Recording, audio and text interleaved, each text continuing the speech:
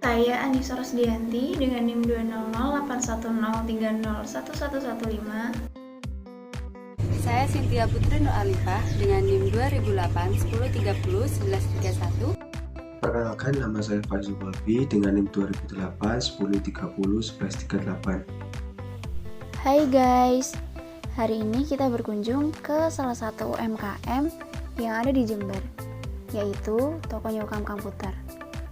Toko ini terletak di Jalan Jawa Nomor 4, Sumbersari, Jember. Di sini tersedia aksesoris komputer seperti mouse, gamepad, microSD, dan masih banyak lagi yang lainnya. Toko ini berdiri sejak tahun 2016 dan dikelola oleh Mas Noval. Setelah wawancara yang telah kita lakukan, ternyata Mas Noval ini masih mencatat transaksi dengan cara yang manual dan membuat laporan keuangan dengan cara yang manual pula. Untuk itu, agar lebih efisien, di sini kita membantu Mas Noval untuk mencatat transaksi dan membuat laporan dengan akurat dan zahir. Check it out! Jadi di sini saya akan menjelaskan bagaimana pencatatan transaksi jika pada toko komputer selama 1 bulan, yaitu pada bulan Mei jika menggunakan aplikasi Zahir.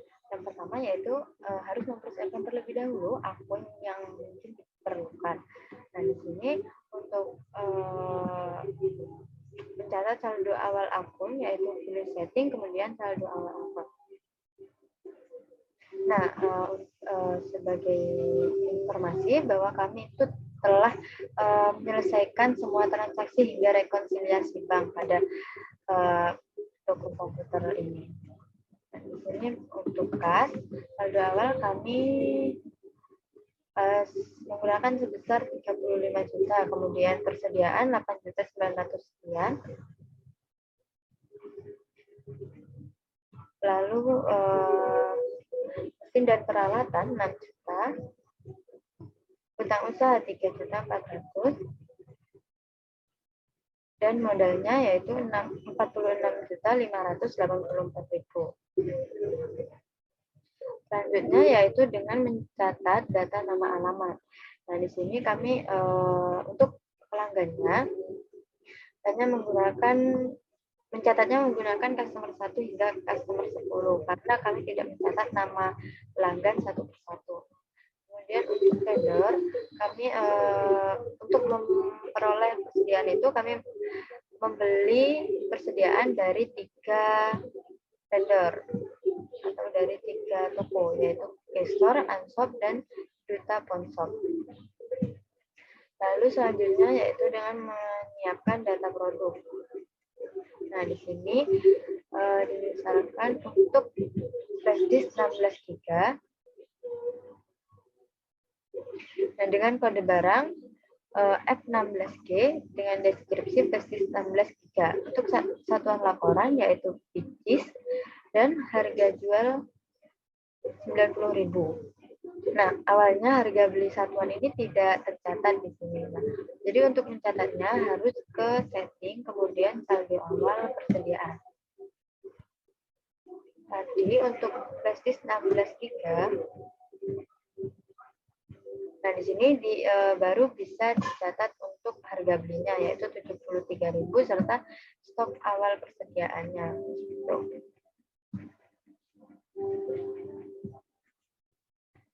Nah, karena sudah selesai untuk pencatatan data produk dan data alamat, kemudian kita masuk ke transaksinya. Nah, untuk mencatat transaksi penjualan, yaitu pilih penjualan, kemudian invest penjualan.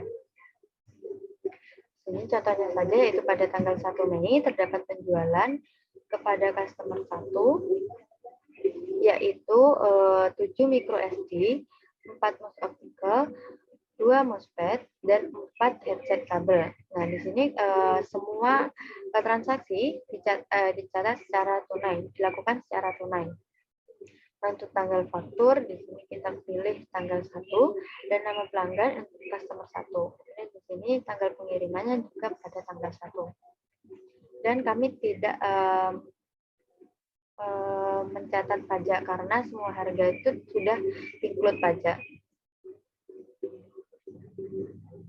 Lalu selanjutnya yaitu untuk transaksi pembelian, yaitu dengan memilih pembelian, kemudian penerimaan barang. Nah, di sini kami terdapat 3 transaksi pembelian, yaitu dari Cookie Store dan Duta Ponsel. Misalnya di sini pada tanggal 23 ada pembelian dari Cookie Store, yaitu 10 mouse optical USB. Sama seperti tadi caranya, yaitu untuk nomor barang, deskripsi barang, kemudian diterima dan tidak ada diskon.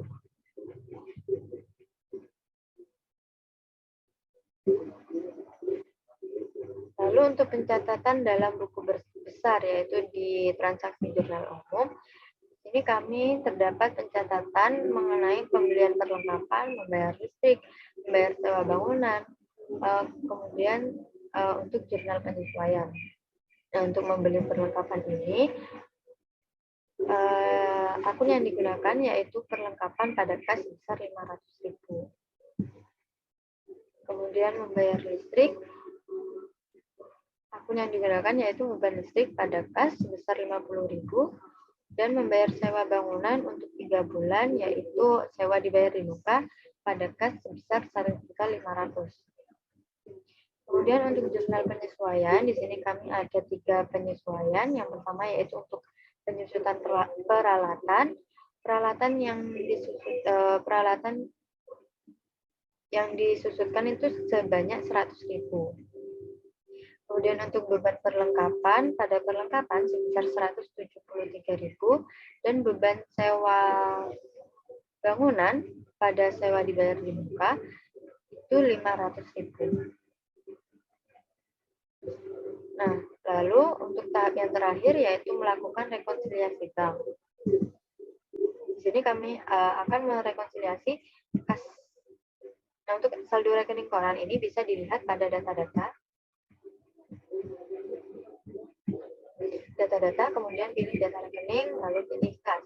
Nah, di sini untuk saldo rekening korannya yaitu sebesar 42.190.000.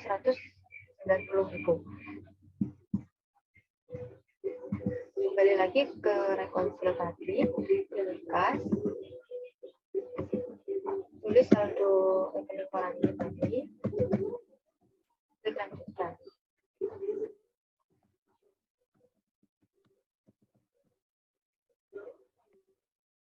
Karena kami sudah menyelesaikan transaksi hingga rekonsiliasi tadi, jadi di sini transaksinya sudah selesai, rekonsiliasinya sudah selesai, dan balance-nya sudah 0.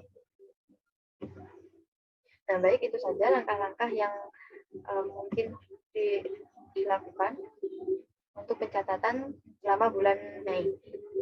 Untuk selanjutnya saya serahkan kepada teman saya.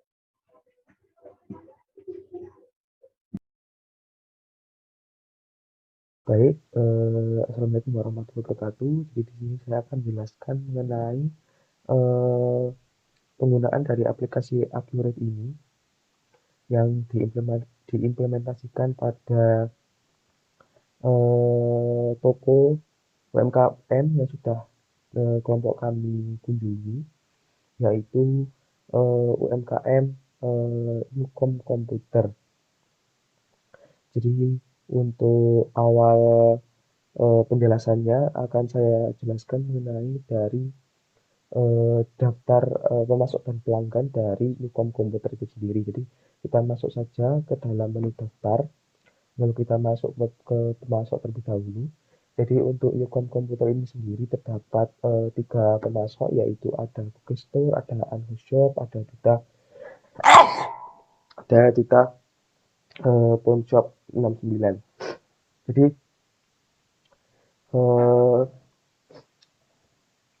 untuk pemasok tersebut ini memasok sekitar 3-4 barang dari toko Yukom Komputer ini. Lalu berikutnya kita untuk pelanggan sendiri. Jadi untuk pelanggan ini hanya terdapat pelanggan umum, karena untuk Yukom Komputer ini sendiri tidak memiliki daftar nama tetap dari pelanggan, sehingga kami di sini menggunakan pelanggan umum sebagai pengidentifikasi pelanggan dari toko Yukom ini. Lalu berikutnya penjelasan mengenai persediaan. Jadi untuk persediaan sendiri di toko ini terdapat beberapa persediaan yang dimiliki beberapa barang yang dijual oleh toko Newcom Komputer ini. Ada sekitar 10 barang yang dijual, di mana yang pertama ada mouse optical USB, di mana kuantitas untuk saldo awalnya yaitu terdapat 15 buah, dan untuk harga satuan yang dijual yaitu 20.000. Lalu untuk keyboard USB ini terdapat 23 stok, di mana harga jualnya tetap 45.000. Lalu untuk flash disk 8 GB ini tersedia stoknya itu sekitar 22, di mana harga jualnya yaitu 50.000, dan gamepad stoknya ada 17, untuk harga jualnya 45.000. Lalu micro SD 8 GB untuk stoknya ada 32 dan harga jualnya 45.000. Lalu ada speaker aktif, untuk stoknya terdapat 13 dan harga jualnya 95.000, dan headset wireless 21 stoknya, lalu untuk harga jualnya 110.000. Lalu untuk flash 16 GB untuk stoknya ada 18 dan harga jualnya 90.000, dan mousepad untuk stoknya 27 dan harga jualnya 25.000, dan headset kabel stoknya ada 39 dan harga jualnya itu 45.000. Lalu selanjutnya kita masuk ke dalam pembahasan mengenai saldo awal akun. Untuk saldo awal akun kita dapat mengakses dari daftar, lalu daftar akun. Untuk mengisi kas dari saldo awal ini kita langsung kita klik kas yang ingin kita isi. Kita langsung saja isi saldo awalnya di sini dan tanggal saldo awalnya di sini. Lalu untuk berikutnya untuk modal ini biasanya kita mengisi paling terakhir. Lalu untuk persediaan sendiri, jadi untuk persediaan ini kita untuk saldo awal persediaan, jadi pada saat kita mengisi saldo awal dari persediaan tadi di sini, jadi kita klik baru ini. Jadi di sini sudah terekam untuk harga per unitnya, karena sudah terekam untuk harga per unitnya, kuantitasnya, jadi sudah terekam otomatis ke dalam saldo awal akun di daftar akun ini. Jadi nanti akan otomatis terisi dari persediaan barang dagang ini. Lalu untuk peralatan, jadi untuk peralatan ini kita mengisinya tidak ada di sini, kita mengisi di aset tetap, lalu aktiva tetap baru. Lalu di sini terdapat tipe aktivanya, kita tinggal kita isi saja. Untuk tipe aktivanya, tanggal beli, tanggal pakainya, dapat keterangan juga untuk kuantitas dari aktiva tersebut. Lalu di sini ada penyusutannya, berapa umur dari penyusutannya, lalu ada metode penyusutan. Dan di sini juga ada akun aktiva, ada tanah, gedung, kendaraan, peralatan, dan aktivitas kantor. Lalu setelah itu langsung saja kita simpan dan tutup.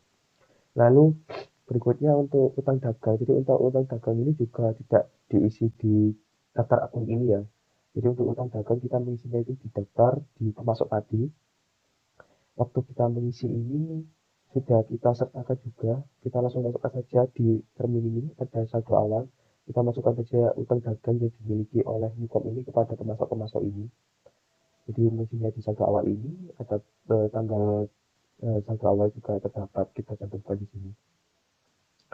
Lalu berikutnya untuk modal sendiri, langsung saja kita daftar akun, lalu kita isi modal, dan pastikan untuk saldo awal ini opening balance equity-nya itu apabila kita mengisi modal ini, lalu opening balance equity-nya jumlah 0.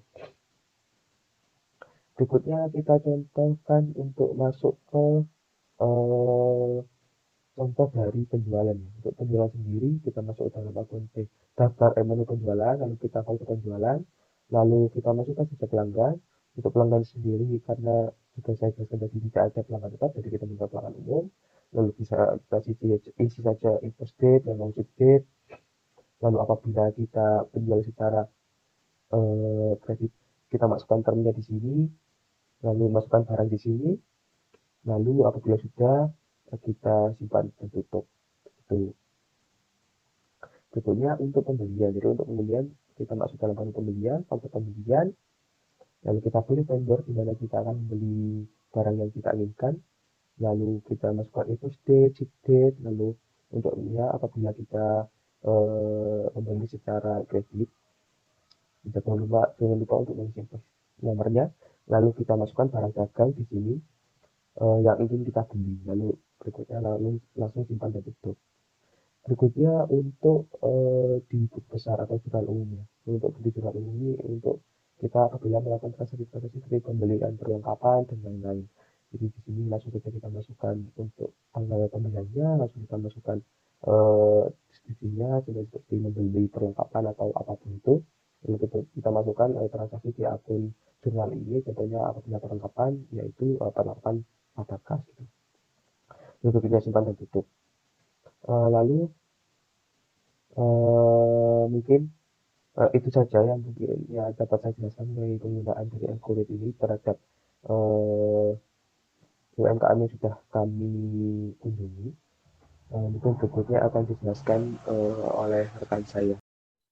Baik, setelah mencatat transaksi seperti yang telah dijelaskan sebelumnya, selanjutnya kita melihat laporan laba rugi dari toko Nyokam Komputer dari tanggal 1 Mei sampai dengan tanggal 31 Mei 2022, baik itu dari aplikasi Zahir maupun dari aplikasi Accurate.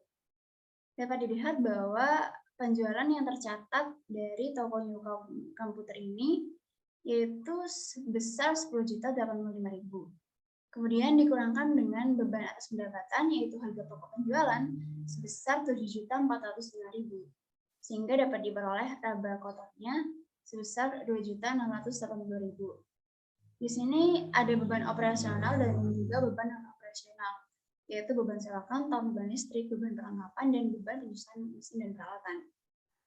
Laba kotor tadi kita kurangkan dengan beban operasional dan beban non-operasional, yaitu beban sewa kantor sebesar 500.000, beban listrik sebesar 50.000, beban perlengkapan sebesar 173.000, dan beban penjualan peralatan sebesar 100.000, sehingga dapat diperoleh laba operasinya sebesar 1.897.000. Di sini toko Nyokam Komputer tidak ada pendapatan lain maupun beban lain, sehingga dapat langsung kita peroleh laba bersihnya sebesar 1.857.000.